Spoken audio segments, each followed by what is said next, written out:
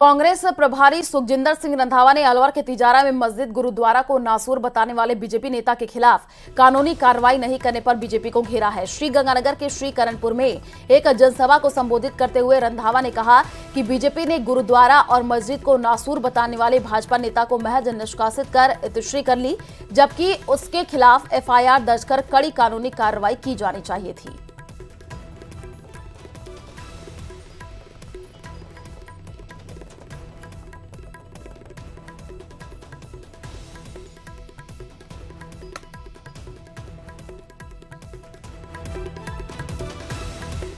उनको नहीं बुलाया गया। जिन्होंने स्टार्ट किया उनको कहते आप नहीं आ सकते, कहीं इनको कोई न मिल जाए।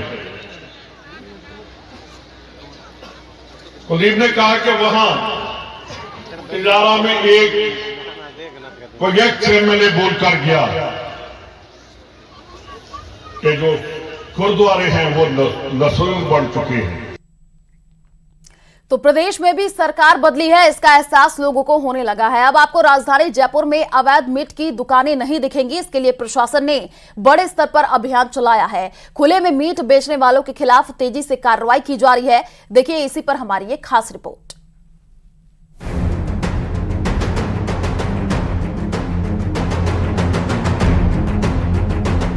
उठाकर सामान फेंकता प्रशासन,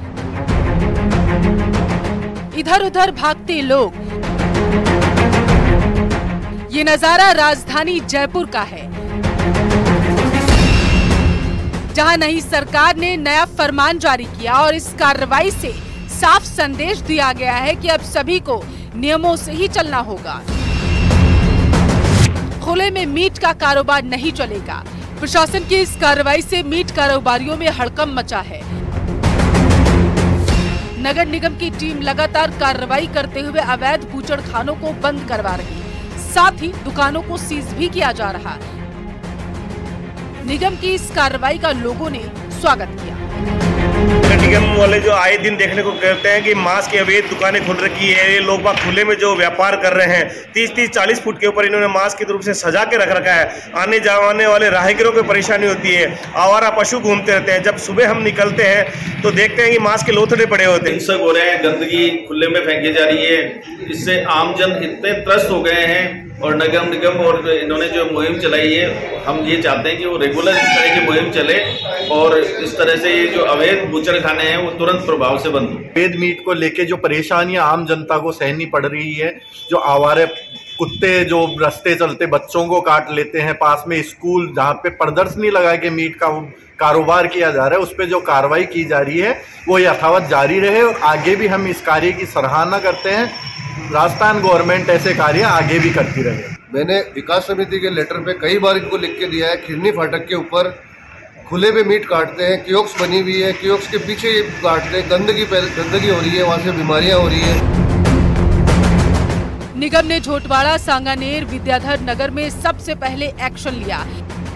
यहाँ करीब 50 से ज्यादा दुकानों पर कार्रवाई की गई। वहीं नगर निगम ग्रेटर की मेयर सौम्या गुर्जर ने कहा है कि कार्रवाई नियमों के तहत की जाएगी। सभी को नियमों का पालन करना होगा।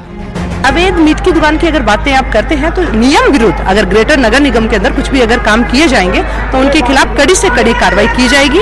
और ये सरकार, राजस्थान की सरकार प्रतिबद्ध है आम जन को, युवाओं को, महिलाओं को, किसानों के लिए, हित के लिए हमेशा साथ खड़ी है और उनके लिए, उनके अधिकारों के लिए लड़ेगी। जिस दिन मैंने कार्यभार संभाला था उस दिन कहा था कि अवैध मीट और मांस की बिक्री जयपुर नगर निगम ग्रेटर के क्षेत्र में नहीं होनी चाहिए।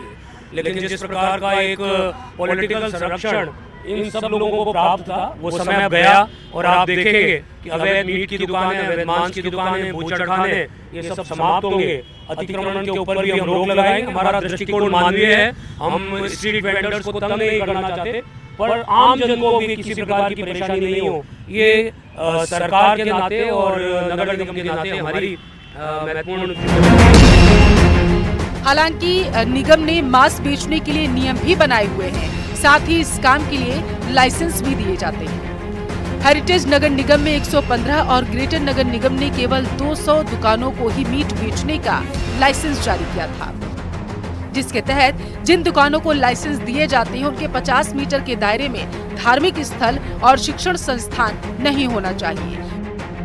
दुकानों को काले कांच लगाकर ही मीट की कटिंग करने का नियम है। साथ ही मीट सामग्री खुले में प्रदर्शित नहीं की जा सकती। इसके बाद भी पूरे शहर में हजारों मीट की दुकानें हैं। हालांकि पिछली बीजेपी सरकार में भी अवैध मीट की दुकानों पर बड़ी कार्रवाई की गई। महेश दाधीच, न्यूज़ 18, जयपुर, राजस्थान।